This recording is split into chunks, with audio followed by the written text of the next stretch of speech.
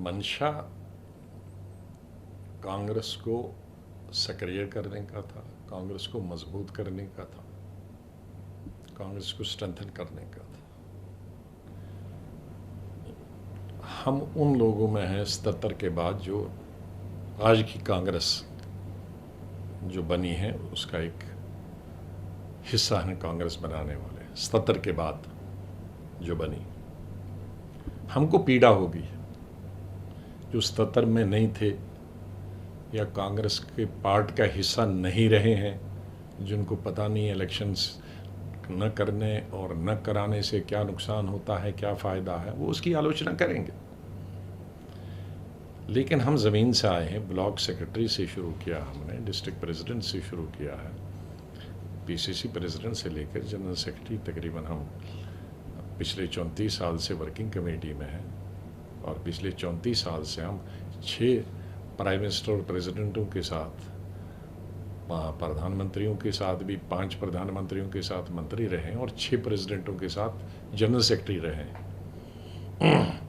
वो prime minister और president ऐसे नहीं थे कि हमको जनरल सेक्रेटरी और मिनिस्टर इंदिरा गांधी से लेकर राजीव गांधी से लेकर नरसिम्हा राव तक और आज तक बनाते हैं। कुछ तो बात होगी, लेकिन जिनको कुछ भी नहीं मालूम है, जिनको अपॉइंटमेंट वाला कार्ड मिल गया है, वो सब विरोध करते हैं, वो सब चाहेंगे। मैं वर्किंग कमेटी में कलकत्ता में इंडिपेंडेंट जीत के आया हूँ, अध्यक्ष मेरे खिलाफ थे, उन्होंने स्टेज से बता दिया कि गुलाम नबी आज़ाद के खिलाफ इनको हराना, मैं जीत गया। मैं 92 में नरसिम्हा राव जी प्राइम मिनिस्टर अध्यक्ष थे, मेरा ऑफिशियल लिस्ट में नहीं नाम नहीं था, मैं जीत गया। तो जो पदाधिकारी या जो वर्किंग कमेटी मेंबर या जो प्रेसिडेंट पीसीसी या ब्लॉक डिस्ट्रिक्ट हमारे प्रपोजल की निंदा करते हैं, उनको मालूम है कि वो इलेक्शन में कहीं नहीं आएंगे। ये समझ लीजिए ये विरोध क्यों हो रहा है। वरना कोई भी कांग्रेसी जिसको कांग्रेस में इतनी जरा भी रुचि हो, वो तो स्वागत करेगा इस चीज का कि हमने क्या कहा। हमने कहा है प्रदेश प्रेसिडेंट जो है इलेक्टेड होना चाहिए, डिस्ट्रिक्ट प्रेसिडेंट इलेक्टेड होना चाहिए, ब्लॉक प्रेसिडेंट इलेक्टेड होना चाहिए, कांग्रेस वर्किंग कमेटी इलेक्टेड होनी चाहिए। इलेक्टेड होने का एक ये फायदा होता है कि जब आप अगर इलेक्शन लड़ते हो तो 51% तो कांग्रेस पार्टी के आपके साथ होती है, 2 या 3 लोगों के बीच में आपका with in the party election होता है। तो जीतेगा वही जिसको 51%, 51% वोट आएंगे, दूसरे को कहीं 15 आएंगे, तीसरे को 10 आएंगे। तो जब वो प्रेसिडेंट जीत गया और चार्ज संभालेगा तो कम से कम 51% पार्टी के लोग तो उसके साथ हैं। और जो दूसरे नंबर 2, 3, 4 हैं, जिनको 30 या 15 या 10 आए, वो भी सोच रहे हैं कि भाई हमें कांग्रेस को मजबूत करना होगा, अगली दफा के लिए मैं मेहनत ज्यादा करूंगा और मैं जीत जाऊंगा। तो उससे क्या होती है, एक तो 51 वाला आपको प्रेसिडेंट मिल गया और जिसको 20 मिले, 10 मिले, 15 मिले, वो भी आपके साथ, उसने कहा मैं। लेकिन अभी जो प्रेसिडेंट बनता है उसके साथ 1% भी नहीं होता है, क्योंकि वो तो किसी को भी हमने उठा के, जो दिल्ली आता जाता है उसको उठा के हमने बना दिया प्रेसिडेंट है। जनरल सेक्रेटरी ने रिकमेंड किया या गुलाम नबी आज़ाद ने ही रिकमेंड किया या दूसरे ने रिकमेंड ही तो किया ना, आसमान से तो नहीं उतरा। तो अब हमें ये तो नहीं मालूम कि इसके साथ 100% लोग हैं कि शून्य है। तो कई प्रेसिडेंट ऐसे बने हैं जिनके पास शून्य भी है। अब जहां जिसके पास 100% तो खैर किसी के ना, जिसके पास 50-60% लोगों का समर्थन है वो तो अच्छा काम करता है, लेकिन जिसके पास शून्य सपोर्ट है वो स्टेट ही शून्य हो जाती है। अब इसमें कौन सी बुरी बात है कांग्रेस लीडरशिप के लिए। इसी तरह से डिस्ट्रिक्ट, इसी तरह से ब्लॉक, इसी तरह से वर्किंग कमेटी। वर्किंग कमेटी में भी नॉर्मली वर्किंग कमेटी के मेंबर को, इलेक्टेड को आप हटा नहीं सकते, लेकिन अपॉइंटेड को आज हटा दिया। आज गुलाम नबी आज़ाद ने स्टेटमेंट दिया तो गुलाम नबी गायब, लेकिन अगर वर्किंग कमेटी इलेक्टेड हो तो फिर हटा नहीं सकते। तो इसमें कौन सी आपत्ति है मेरी? इलेक्टेड। अब इससे पहले केसरी जी से तो कोई कमज़ोर प्रेसिडेंट था नहीं, लेकिन 1997 में 1.5 साल के लिए रहे, लेकिन इलेक्शन ड्यू था तो उन्होंने वर्किंग कमेटी का इलेक्शन किया कलकत्ता में। उससे 5 साल पहले नरसिम्हा राव जी, वो तकरीबन 3.5 साल ही कांग्रेस प्रेसिडेंट रहे, नहीं वो 5 साल ही रहे, 5 साल वो भी रहे, लेकिन 1.5 साल उन्होंने पुरानी कमेटी ही से काम चलाया। लेकिन उन्होंने भी आते 91 में वो कांग्रेस प्रेसिडेंट बने और प्राइम मिनिस्टर बने, लेकिन 92 में ड्यू थे इलेक्शन पार्लियामेंट में, तो उन्होंने त्रिपुटी में इलेक्शन कराई वर्किंग कमेटी के, उसमें भी हम जीत के आए इंडिपेंडेंट कैंडिडेट। तो उन्होंने रोका। तो हम ये कह रहे हैं कि 23 साल से इलेक्शन नहीं है। हम जब सरकार में हैं यूपीए 1 यूपीए 2 तो शायद सरकार के दम पे पार्टी चलती है, लेकिन जब विपक्ष में है और सरकार सत्ताधारी पार्टी बहुत मजबूत है, उनके पास पावर भी है, सेंटर में है, स्टेट में है, उनके पास संगठन भी मजबूत है, एक संगठन ही 40-45 संगठन है, उनके पास संख्या भी है, उन्होंने वोट बेस भी बहुत बढ़ाया है। तो अगर मेरी पार्टी को 50 साल विपक्ष में बैठना है तो कोई इलेक्शन की जरूरत नहीं है। मुझे तो अब कुछ नहीं बनना है, मैं चीफ मिनिस्टर भी बन चुका हूं, 5 प्राइम मिनिस्टरों के साथ मंत्री भी रह चुका हूं, वर्किंग कमेटी 34 साल से हूं, जनरल सेक्रेटरी 15 दफा बना हूं, मुझको क्या चाहिए और? लेकिन जिनके लिए हम लड़ते हैं उनको पता ही नहीं होता है कि इलेक्शन की कीमत क्या है और हम क्यों कह रहे हैं। हम क्यों कह रहे हैं इलेक्शन करो, फायदा तुम्हें होगा। कल अगर किसी को प्राइम मिनिस्टर बनना है तो उसी को इससे फायदा बनेगा ना, कल किसी को मुख्यमंत्री बनना है तो उसी को फायदा होगा ना, कल नई जनरेशन को अगर यूनियन मिनिस्टर बनना है तो उन्हीं को फायदा होगा। हम और एक्टिव पॉलिटिक्स में 5-7 साल होंगे तो हमें तो कोई लेने देने, हमें तो प्राइम मिनिस्टर नहीं बनना है, हमें तो पार्टी अध्यक्ष नहीं बनना है, हम तो सब पद रह चुके हैं। लेकिन हम एज ट्रू कांग्रेसमैन जिनकी जिंदगी, और खास करके गांधी फैमिली के साथ, हमने संजय गांधी के साथ काम किया है, इंदिरा गांधी के साथ में जनरल सेक्रेटरी भी था, all India youth Congress president भी था, राजीव गांधी के साथ में और इंदिरा गांधी के साथ मैं मंत्री भी था 3 साल है, जो आज जिंदा है उनमें मैं अकेला ही हूँ। इंदिरा गांधी के साथ में प्रेसिडेंट भी 3 साल 2 साल रहा, 2.5 साल रहा और मंत्री भी रहा। राजीव गांधी के साथ मंत्री भी रहा, जनरल सेक्रेटरी भी रहा उनके मरने तक। नरसिम्हा राव के साथ में मंत्री भी रहा, जनरल सेक्रेटरी भी रहा। केसरी जी के साथ जनरल सेक्रेटरी भी रहा। सोनिया जी के साथ तो मेरे ख्याल में 6ठी-7वीं दफ़ा जनरल सेक्रेटरी हूँ, और यूपीए 1 यूपीए 2 में मंत्री भी रहा, चीफ मिनिस्टर भी इस बीच में होके आया। और मैंने, जिनको मालूम नहीं है हमने क्या किया, पंजाब मैंने वापस लाया था, कोई पंजाब के लीडर ने वापस नहीं लाया था, कोई दिल्ली के लीडर ने वापस नहीं लाया था। मैंने 87 में जब पंजाब में कोई नहीं जाना जाता था, आतंकवाद अपने अंतिम चरण पे था, मैंने मंत्रालय से इस्तीफा दिया और मास कांटेक्ट प्रोग्राम शुरू किया 250 लोगों के साथ। First phase, second phase, third phase, fourth phase, fifth phase, 5 साल में पंजाब रहा और तकरीबन 30-35 जगह मिलिटेंट अटैक से बच गया। और मेरे साथ 250 लोग चलते थे पार्टी के। पहले 6 महीने में भी 52 लोग मार दिए मिलिटेंटों ने, लेकिन हम पीछे नहीं हटे। जब तक इलेक्शन नहीं करवाया, जब तक आतंकवाद खत्म नहीं हुआ, जब तक सरकार कांग्रेस की बनी, मैंने पंजाब नहीं छोड़ा 5 साल। इन बच्चों को मालूम है पंजाब में कैसे आतंकवाद खत्म हुआ और किसने किसने करा खत्म, नहीं मालूम है। इनको मालूम है 98 में कर्नाटक की सरकार किसने वापस लाई, कांग्रेस की और असेंबली की। मैंने शुरू किया बस यात्रा, 50 लोगों को, सब लीडरों को मिलाकर, और 1 साल में वहाँ रहा, असेंबली भी आई। और ये इनको मालूम है तमिलनाडु में 2000 में किसने जयललिता से और विधानसभा में जयललिता से और मुपनार से अलायंस किया। कोई दिल्ली का आदमी जानता है, कोई जनरल सेक्रेटरी जानता है, कोई वर्किंग कमेटी मेंबर जानता है, कोई लीडर जानता है? कोई नहीं आया। अकेली किया, अकेले कैंपेन किया और जीत आई। पांडिचेरी जीत के कैसे आई? इनको केरला में मुस्लिम लीग के साथ दोबारा किसने अलायंस किया 2000 में, और अपने यूडीएफ को किसने जोड़ा और सरकार आई, और हाईएस्ट नंबर 70 साल में आज तक मेरे वक्त में वहाँ आई? किसी को मालूम? किसी को यूपीए 1 में हमारी कर्नाटक में, आंध्रा में कितनी सीटें थी? 5। और बीजेपी और चंद्रबाबू के साथ कितनी थी? 7। मैं 1.5 साल वहाँ रहा और 1600 मीटिंगें की। First phase, second phase, third phase, fourth phase, fifth phase, और यूपीए वहीं से बनी। हमें 5 सीटें थी और 37 आ गई यूपीए की। ये इनमें से किसको मालूम है? कोई गया है उन कैंपेनों में? मैं 6-7 का ही नाम लूंगा और नहीं लूंगा। कोई गया है स्पीच करने? जिन स्टेटों के इंचार्ज हैं, जरा एक स्टेट दिखाएं जीत के आए हैं, एक स्टेट दिखाएं जीत के आए हैं।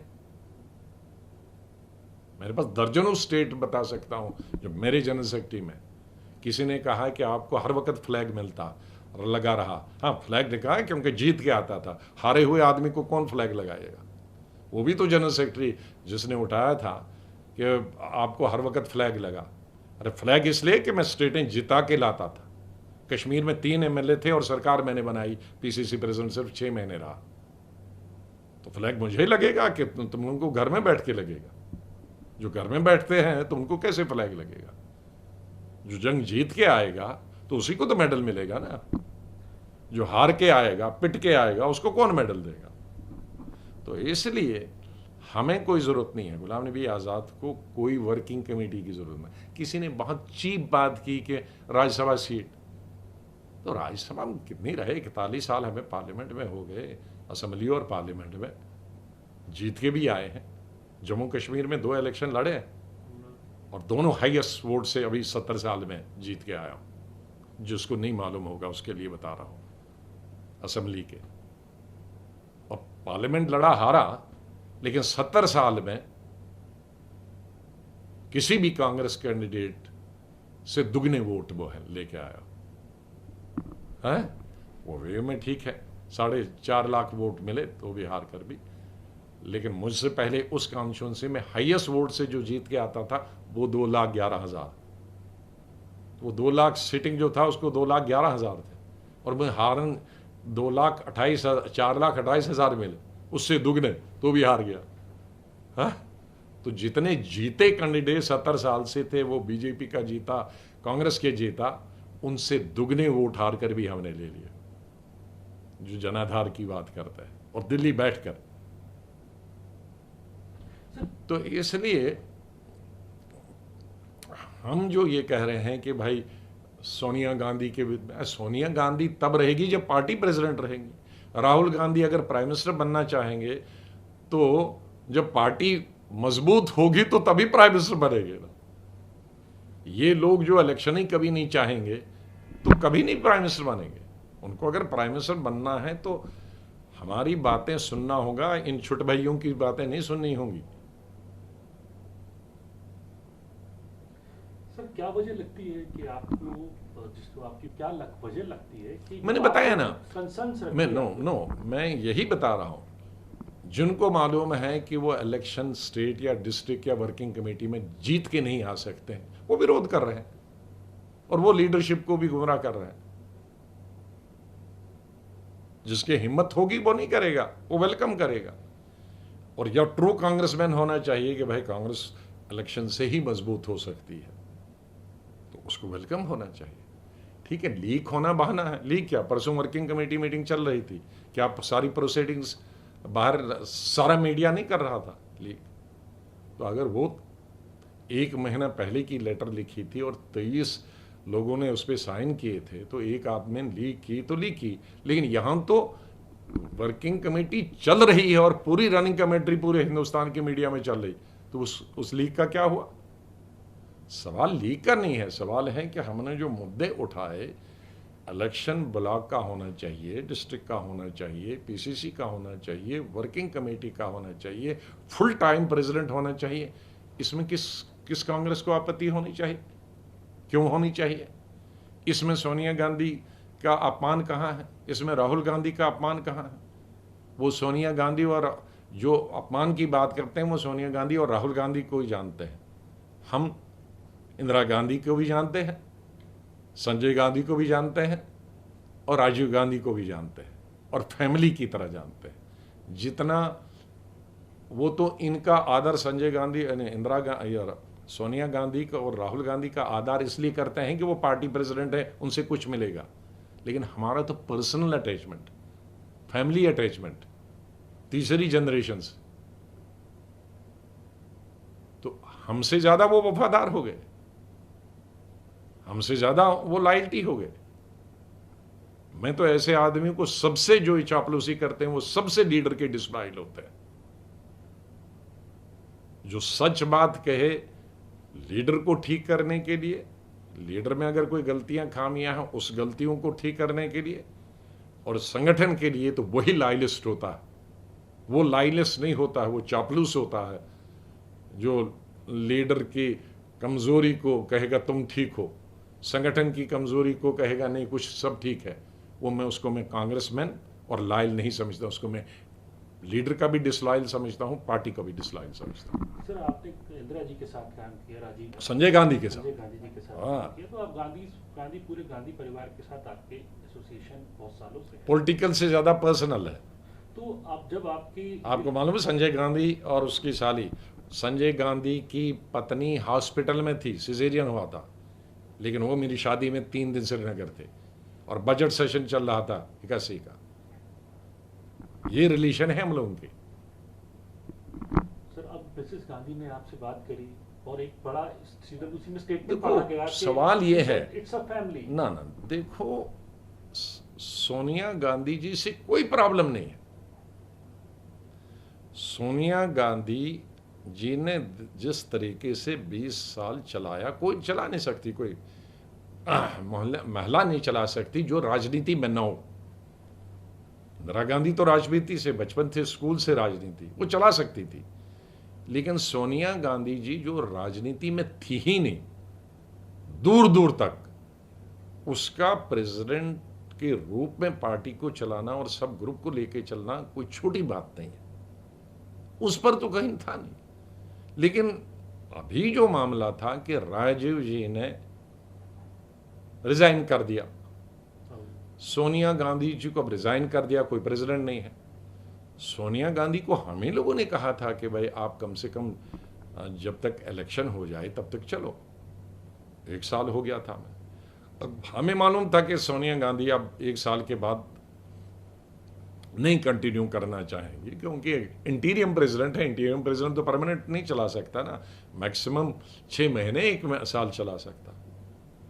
तो फिर हमने की कि भाई राजीव गांधी, संजय गांधी, राहुल गांधी जी बनना नहीं चाहते, आपका टर्म खत्म हो गया, आप कंटिन्यू करना नहीं चाहते, तो have a full time president. Simple मांग थी हमारी, फुल टाइम प्रेसिडेंट हो, पार्लियामेंट्री बोर्ड बनाया जाए, इलेक्शन वर्किंग कमेटी के हों, इलेक्शन पीसीसी प्रेसिडेंट के हों, इलेक्शन डिस्ट्रिक्ट प्रेसिडेंट के हों और इलेक्शन ब्लॉक प्रेसिडेंट के हों, तभी कांग्रेस मजबूत हो सकती है और तभी आप बीजेपी का मुकाबला कर सकते हो।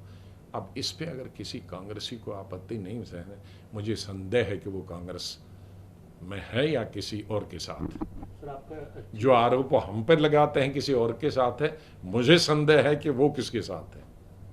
सर आपको सीडब्ल्यूसी में फैसला लिया गया, अब उससे क्या आप देखें, हम बहुत सारे लोग कहते हैं, मुझसे सवाल पूछते हैं अब क्या, उनका अब बात खत्म होगी, अब क्या है, चैप्टर अभी तो क्लोज है। हमारी मांग थी कि एक फुल टाइम प्रेसिडेंट होना चाहिए, तो सोनिया जी और राहुल जी ने, मैं उनको क्रेडिट देता हूँ, उन्होंने कहा कि अभी 1 महीने के अंदर इलेक्शन करो। उन्होंने दोनों ने कहा, किसी और ने 1 महीने का नहीं कहा, सोनिया जी और राहुल जी ने कहा 1 महीने के अंदर कहा। ये तो हम लोगों ने, चिदम्बरम ने, मैंने भी, बाकी सब साथियों ने कहा कि 1 महीने में संभव नहीं है, कोविड है, कोविड अगर नहीं होता तो संभव है। 1 महीने कोई दिल्ली की सरकार, केंद्रीय सरकार हमको दिल्ली में इजाज़त नहीं देगी 3-4 हज़ार लोगों को किसी एक जगह। तो इसीलिए सब लोग मिलकर, चाहे वो सिग्नेटरीज हों या नॉन सिग्नेटरीज हों, जिनमें थोड़ा बुद्धि है, उन्होंने ये बता दिया कि 6 महीने रखो कैप, ऊपर की कैप, चाहे फिर 2 ही महीने में हो, 3 ही महीने में हो, 4 ही महीने में हो, लेकिन 6 महीने तो रखो। 1 महीने में संभव नहीं। और फिर हम सब ने मिलकर रिक्वेस्ट की सोनिया जी से एक बार फिर कि भाई आपने इतने साल हम पर कृपा की है, तो आप अभी 6 महीने और चलाओ ये इलेक्शन, और किसी अब तीसरा इंटीरियम प्रेसिडेंट नहीं हम बनना किसी को चाहते थे, उससे और पार्टी को नुकसान होगा, आप ही इंटीरियम, आपकी अध्यक्षता। और उन्होंने मान लिया। और उन्होंने अच्छी लीडरशिप क्वालिटीज़ दिखाई। जो छोटे भाई ये बीच बीच में गालियां देते थे, जिनको मालूम भी नहीं है, तहजीब भी नहीं है, कल्चर भी नहीं है, सभ्यता भी नहीं है, वो भी ग्रॉस इंडिसिप्लिन। हमको तो कहते हैं लीक किया तो इंडिसिप्लिन होना चाहिए, लेकिन जो अभी 6-6 महीने कांग्रेस में आए, 1-1 साल आए हैं, तो हमारे जैसे लोगों को जो 40-40 साल से मंत्री रहे हैं, वर्किंग कमेटी रहे, उनको गालियां देते हैं, उनके खिलाफ इंडिसिप्लिन नहीं है, उनके खिलाफ एक्शन नहीं लेना चाहिए है। जिस भाषा का उन्होंने प्रयोग किया उसके खिलाफ एक्शन नहीं लेना चाहिए। क्या उनको क्लीन चिट है कि वो किसी भी लीडर को गाली दे सकते? हमने तो कोई किसी को गाली नहीं दी, हमने तो पार्टी को स्ट्रेंथन की बात की। हमने तो अपने लेटर में नेहरू जी के कसीदे पढ़े हैं कि क्या उन्होंने किया है, इंदिरा जी के कसीदे पढ़े क्या किया है, राजीव जी के कसीदे पढ़े क्या किया है। उस लेटर में सोनिया जी का कितना हमने तारीफ लिखी है, हमने राहुल गांधी की एप्रिसिएशन कितनी लिखी है, और उन्होंने गालियां कितनी दी। तो बहरहाल अब जो हो गया है कि मैं बधाई देता हूं कि सोनिया जी की जो कंक्लूडिंग स्पीच थी वो बहुत अच्छी थी। उन्होंने कहा ठीक है, मुझे लेटर लिखने पर, जो मेरे साथियों ने लेटर लिखी उस पर कोई मुझे आपत्ति नहीं है, सिर्फ लीक नहीं होनी चाहिए। तो लीक तो मैंने उस पर पहले ही कहा था, लीक इंदिरा गांधी के वक्त में भी कैबिनेट के सब प्रोसीडिंग्स बाहर जाती थी, राजीव गांधी के साथ सब जाती थी, क्यों मैं था। इंदिरा गांधी को भी यही कंप्लेंट थी कि कैबिनेट की बात बाहर जाती, राजीव गांधी को भी यही कंप्लेंट थी, नरसिम्हा राव को भी थी, और मनमोहन सिंह जी वन हो को कंप्लेंट हमेशा रही। और ये कंप्लेंट आज नहीं, मैं आज पढ़ रहा था, स्पीकर ने सभी चेयरमैन जो स्टैंडिंग कमेटी उनको लिखा कि आप लीक करते हो। आज उपराष्ट्रपति ने राज्यसभा के जो स्टैंडिंग कमेटी के चेयरमैन उनको लिखा कि प्रोसीडिंग लीक होती है।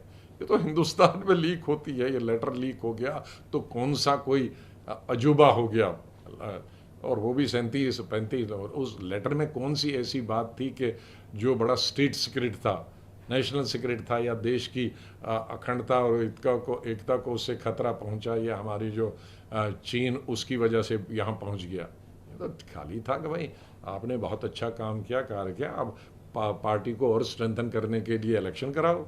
ये कौन स्टेट सीक्रेट है? ये तो कन्वेंशनें जब होती हैं, मेवाड़े होते हैं, उनमें हम खुल का कहते हैं ये चीज़ें होनी चाहिए। सर आखिरी सवाल आपसे, बीजेपी को मौका मिला? अच्छा नहीं, दूसरा बीजेपी को कहना बीजेपी को मौका मिला, बीजेपी हम स्ट्रेंथन करें तो बीजेपी को कैसा मिले? बीजेपी को मौका मिलेगा जब हम कांग्रेस में चुप रहेंगे और इलेक्शन नहीं कराएंगे, वो बीजेपी को फायदा है, वो बीजेपी को फायदा है। अगर हम कोई इलेक्शन नहीं कराएंगे और ऐसी ही टूटी फूटी कांग्रेस रहेगी तो तब बीजेपी को फायदा है। इलेक्टेड बॉडीज से बीजेपी को सबसे ज्यादा नुकसान है। वो कभी नहीं चाहेंगे कि कांग्रेस में इलेक्शन हो, इलेक्टेड बॉडीज आए और सक्षम लोग हर जगह आ जाए, वो कभी नहीं चाहें। तो ये जो लोग कहते हैं कि बीजेपी को फायदा, नहीं, बीजेपी को फायदा इससे है इलेक्टेड बॉडीज से, नॉन इलेक्टेड बॉडी से, एडहॉकिज्म से। उनको इलेक्टेड बॉडी से नहीं होंगी, फिर सक्षम लोग आएंगे, जिनको पार्टी चाहेगी, लोग चाहेंगे, वो जीत के आ जाएंगे। तो इस वक्त अभी आगे इसको कुछ नहीं है। सोनिया जी के वक्त में सिर्फ इलेक्शन हो सकता है।